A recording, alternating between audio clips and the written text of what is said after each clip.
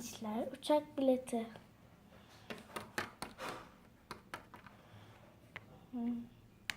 Şu özel reklamda çıktı ya. Şu kardeşim duyduğu için doğru ses çıkardım. Neyse. Düşün.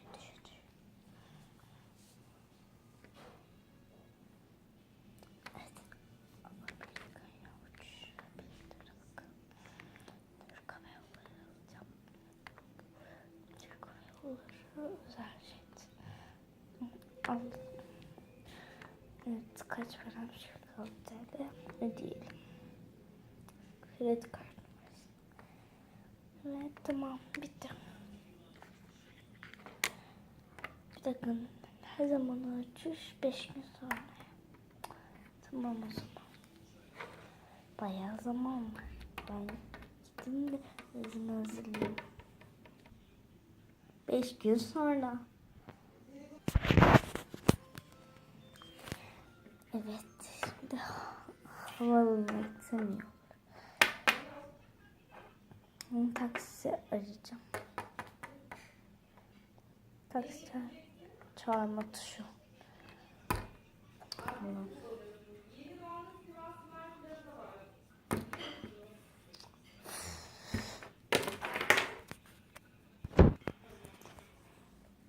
Gözlüğüm nerede? Az önce gözlüğüm.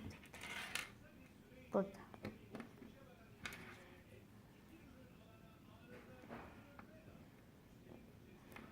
Taktım. Evet, şimdi taksiye binip gidebilirim.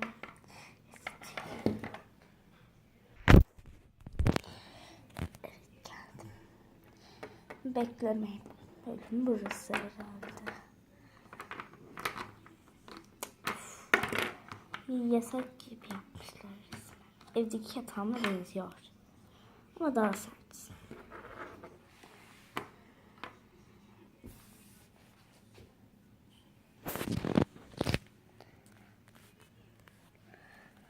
Sanırım hiç kimse yok. Bir numaralı özel Türk Hava Yolları özel mini jeti kalkmak üzeredir. Bir numaralı Türk Hava Yolları özel mini jeti kalkmak üzeredir.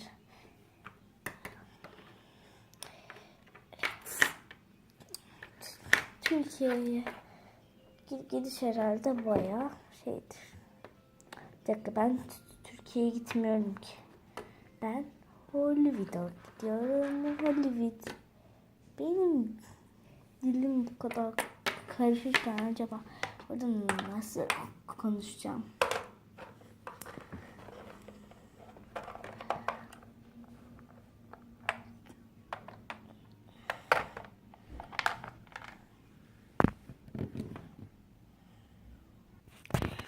Ne kadar da güzel bir uçak. Çok beğendim. Pilotlarla bile şey yapabiliyoruz. Merhaba.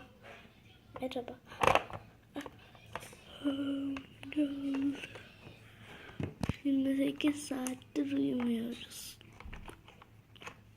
28 saat mi? 28 saat.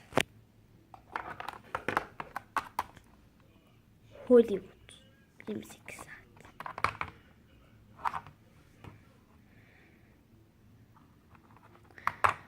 Neyse.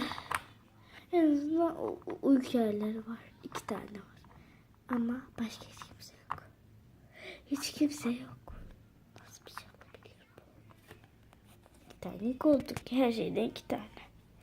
Acaba kim gelecek? Çok geç kaldım. Çok geç kaldım. Merhaba. Ben şurada oturacağım. Ah, geç kalmışım. Ama yine de geç kaldım sayılır. Çok.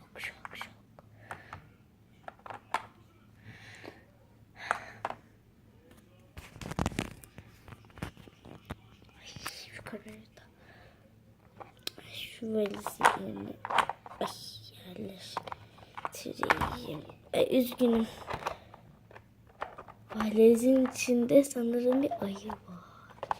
Valizin içinde ayı var.